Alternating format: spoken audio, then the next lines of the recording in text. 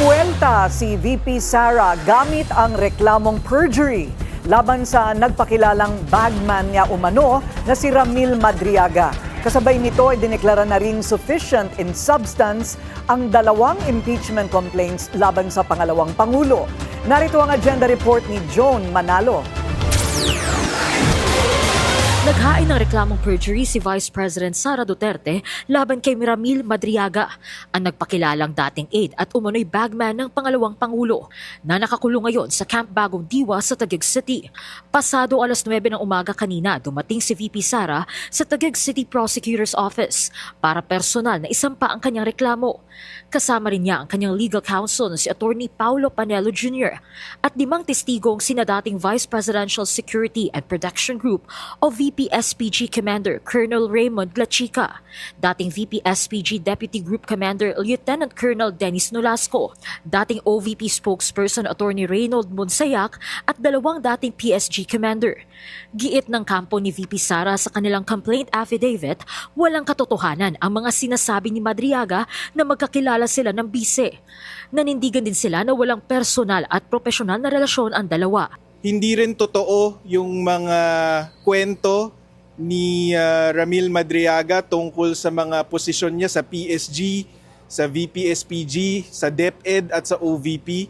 Kaya imposible yung pinaparatang niya laban kay VP Sara. So we are confident that this is more than sufficient to for the prosecutors to find probable cause and to determine that there is reasonable certainty of conviction. Dagdag din ni Panelo, hindi raw nababahala ang bise na kasama ang affidavit ni Madriaga sa mga ebidensyang inihain sa impeachment complaints laban sa kanya.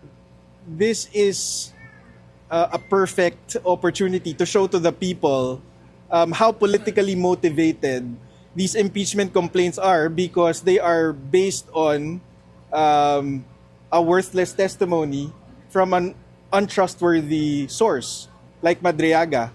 Ipinapakita rin daw na kanilang reklamo na hindi nag-fact check at background check kay Madriaga ang mga naghain ng impeachment complaint laban kay VP Sara. That's why they claim that his testimony is the smoking gun, quote-unquote, for the impeachment against VP Sara. So yun ang pinapatunayan nun. At masaya kami na maipapakita na namin finally sa tao na kung gaano ka politically motivated itong mga impeachment complaint na ito.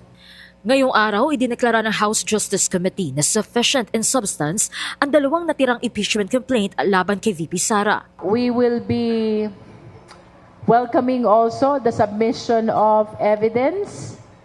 That is because both complaints have been declared sufficient in substance already. No? If ever there are affidavits and counter affidavits, we should be notified by the complainants because they need to be sworn in before the Justice Committee.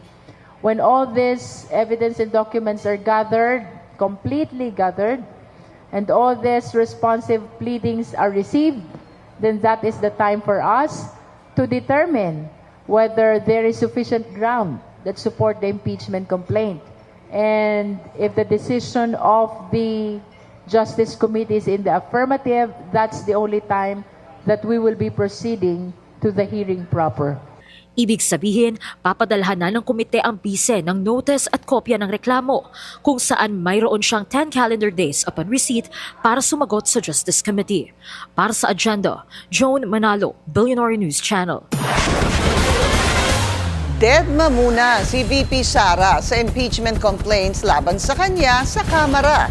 Ayon sa bise, maraming trabaho na dapat unahin ang kanyang opisina. Tumanggi rin muna siyang sagutin kung ano ang paghahanda ng kanyang defense team. Dumating si VP Sara. Ayon naman sa legal team ni VP Sara, pag-aaralan na nila ang naging hakbang ng House Justice Committee. Hindi rin daw muna sila magkokomento sa kaso.